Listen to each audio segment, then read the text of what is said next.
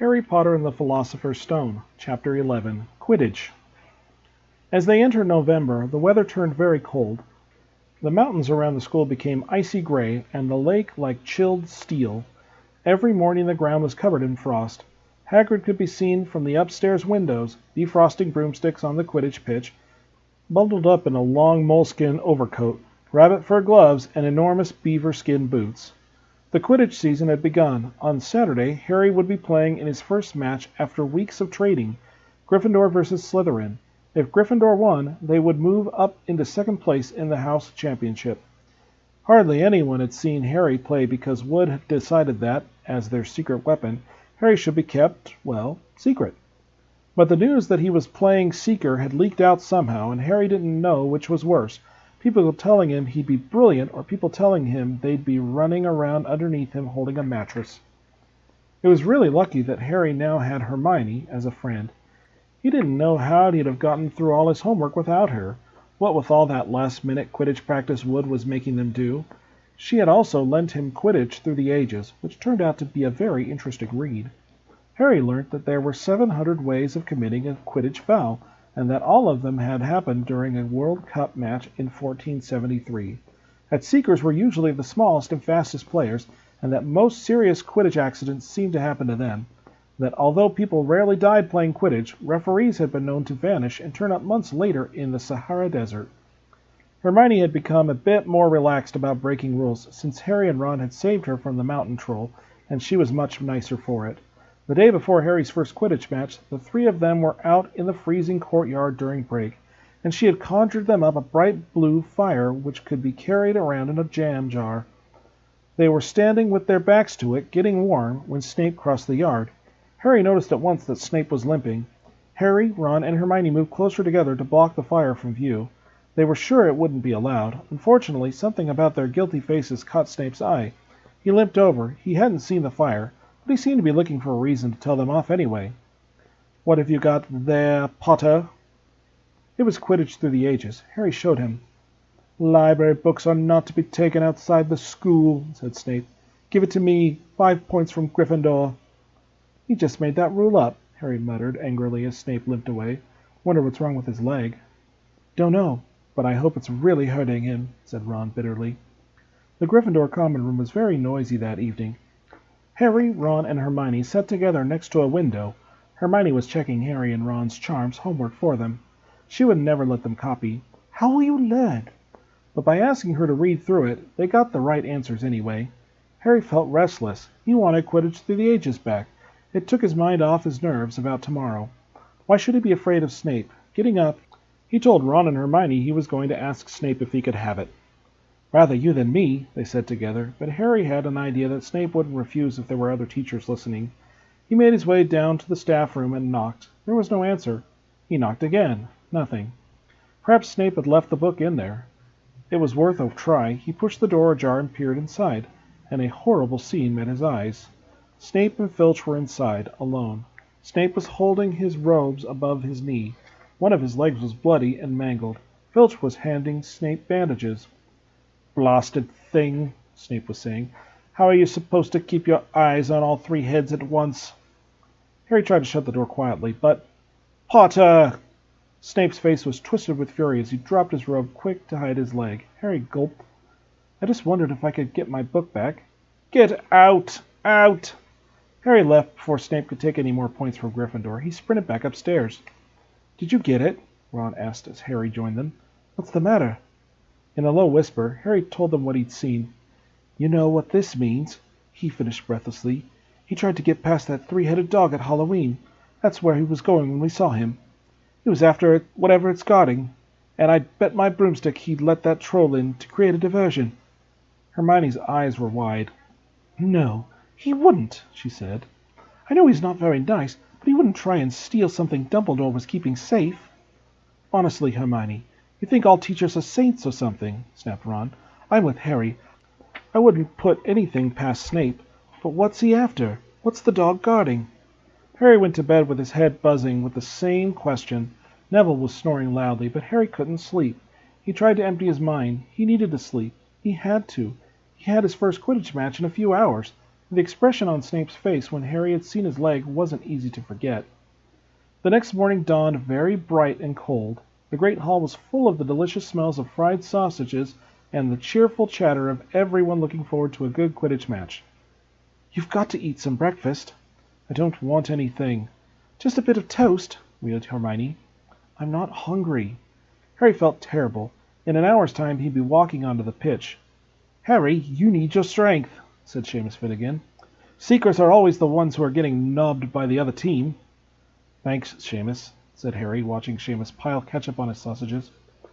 By 11 o'clock the whole school seemed to be out in the stands around the Quidditch pitch. Many students had binoculars. The seats might be raised high in the air, but it was still difficult to see what was going on sometimes. Ron and Hermione joined Neville, Seamus, and Dean, the West Ham fan, up in the top row. As a surprise for Harry, they painted a large banner on one side of the sheet Scabbers had ruined.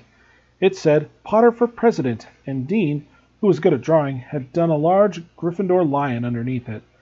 Then Hermione had performed a tricky little charm so that the paint flashed different colors. Meanwhile, in the changing rooms, Harry and the rest of the team were changing into their scarlet Quidditch robes.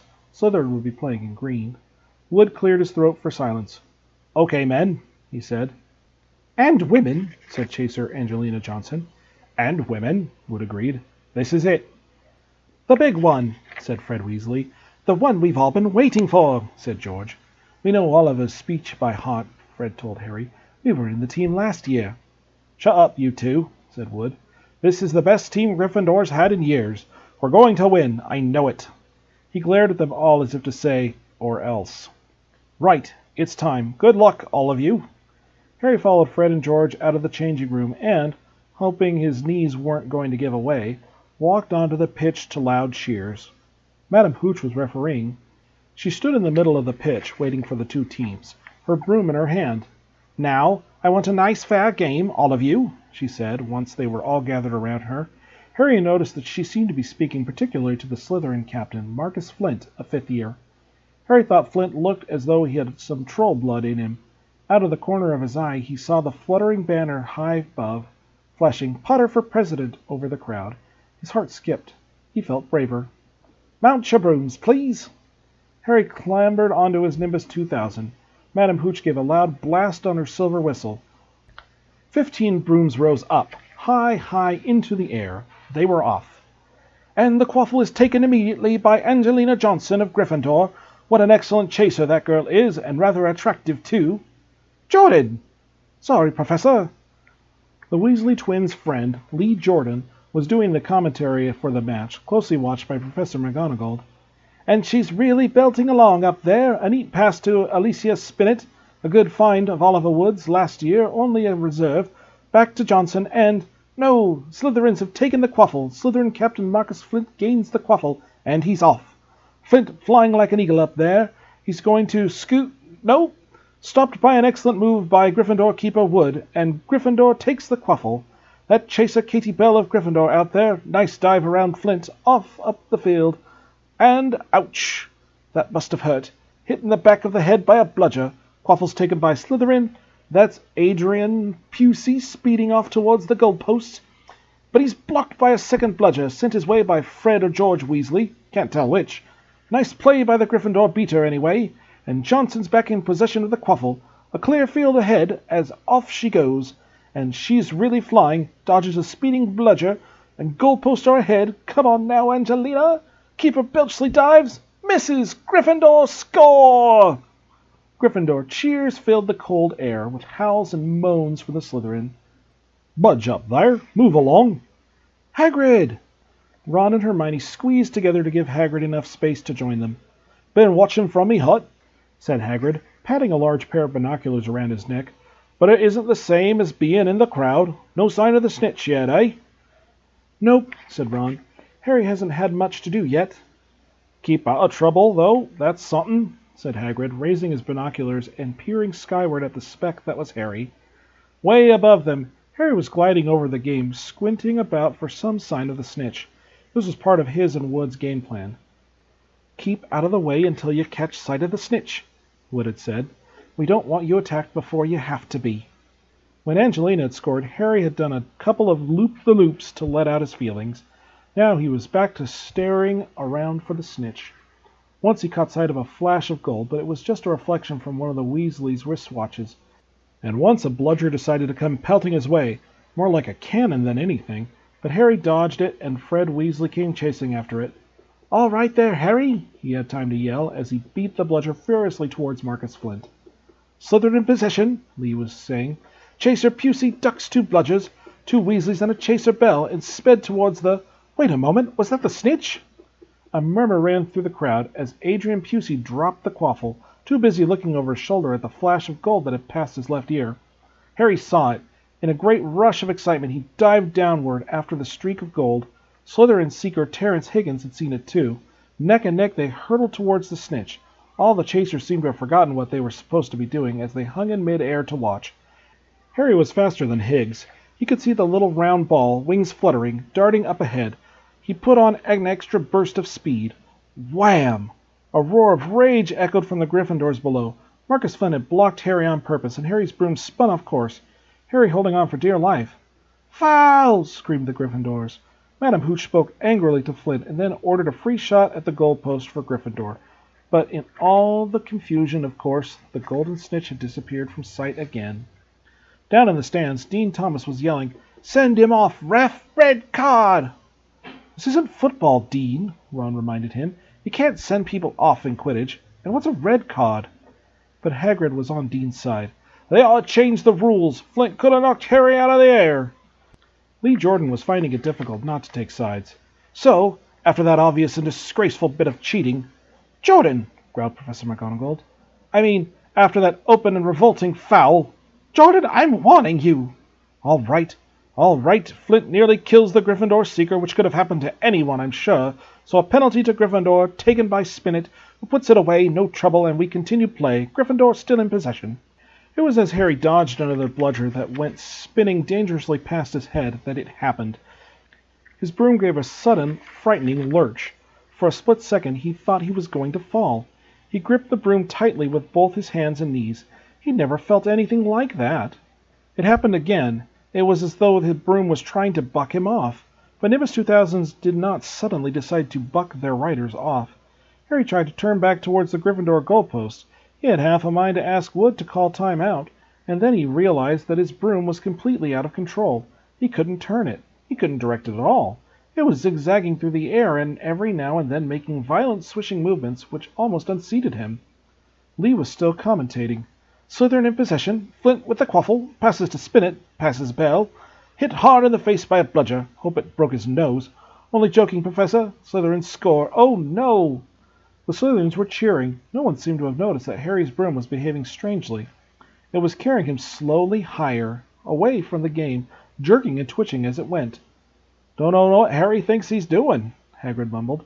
He stared through his binoculars. "If I didn't know better, I'd say he lost control of his broom, but he can't have." Suddenly, people were pointing up at Harry all over the stands. His broom had started to roll over and over, with him only just managing to hold on. Then the whole crowd gasped. Harry's broom had given a wild jerk, and Harry swung off it. He was now dangling from it, holding on with only one hand.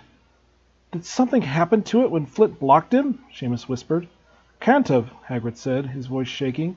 "Can't nothing interfere with a broomstick except powerful dark magic. No kid could have done that to a Nimbus 2000. At these words, Hermione seized Hagrid's binoculars, but instead of looking up at Harry, she started looking frantically at the crowd. "What are you doing?" moaned Ron, gray-faced. "I knew it," Hermione grasped. "Snape, look!" Ron grabbed the binoculars. Snape was in the middle of the stands opposite them. He had his eyes fixed on Harry and was muttering non-stop under his breath. "He's doing something, jinxing the broom," said Hermione. "What should we do?" "Leave it to me." Before Ron could say another word, Hermione had disappeared. Ron turned the binoculars back on Harry. His broom was vibrating so hard it was almost impossible for him to hang on much longer.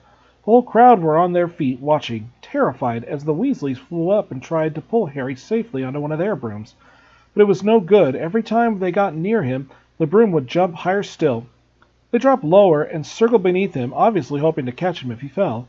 Marcus Flint seized the quaffle and scored 5 times without anyone noticing. "Come on, Hermione," Ron muttered desperately. Hermione had fought her way across the stand where Snape stood and was now racing along the row behind him. She didn't even stop to say sorry when she knocked Professor Quirrell headfirst into the row in front. Reaching Snape, she crouched down, pulled out her wand, and whispered a few well-chosen words. Bright blue flames shot from her wand onto the hem of Snape's robe. It took perhaps 30 seconds for Snape to realize that he was on fire. A sudden yelp told her she had done her job. Scooping the fire off of him into a little jar into her pocket, she scrambled back along the row. Snape would never know what had happened. It was enough. Up in the air, Harry was suddenly able to climb back onto his broom. "Neville, you can look now," Ron said. Neville had been sobbing into Hagrid's jacket for the last 5 minutes. Harry was speeding towards the ground when the crowd saw him clasp his hand to his mouth as though he was about to be sick. He hit the pitch on all fours, coughed, and something gold fell into his hand. "I've got the snitch!" he shouted, waving it above his head, and the game ended in complete confusion. "He didn't catch it. He nearly swallowed it." Flint was still howling 20 minutes later, but it made no difference. Harry hadn't broken any rules, and Lee Jordan was still happily shouting the results. Gryffindor had won by 170 points to 60. Harry heard none of this, though. He was being made a cup of strong black tea in Hagrid's hut, with Ron and Hermione. "It was Snape," Ron was explaining. "Hermione and I saw him. He was cursing your broomstick, muttering. He wouldn't take his eyes off you." "Rubbish," said Hagrid, who hadn't heard a word of what had gone on next to him in the stands. "Why would Snape want to do something like that?" Harry, Ron, and Hermione looked at each other, wondering what to tell him. Harry decided on the truth. "I found out something about him," he told Hagrid. "He tried to get past the three-headed dog at Halloween. It bit him. We think he was trying to steal whatever it's guarding." Hagrid dropped the teapot. "How'd you know about Fluffy?" "Fluffy?" "Yeah, he's mine. Bought him off a Greek chappie I met in the pub last year. I lent him to Dumbledore to guard the—" "Yes?" said Harry eagerly. "Now, don't ask me more," said Hagrid gruffly. "That's top secret, that is." "But Snape is trying to steal it." "Rubbish," said Hagrid again. "Snape's a Hogwarts teacher. He'd do nothing of the sort." "So why did he just try to kill Harry?" cried Hermione. The afternoon's events certainly seemed to be changing her mind about Snape. "I know a jinx when I see one, Hagrid. I've read all about them. You've got to keep eye contact, and Snape wasn't blinking at all. I saw him." "I'm telling you, you're wrong," said Hagrid hotly. "I don't know why Harry's broom acted like that, but Snape wouldn't try and kill a student. Now listen to me, all three of you. You're meddling in things that don't concern you. It's dangerous. You forget that dog, and you forget what it's guarding. That's between Professor Dumbledore and Nicholas Flamel." "Ah," said Harry. "So there's someone called Nicholas Flamel involved, is there?" Hagrid looked furious.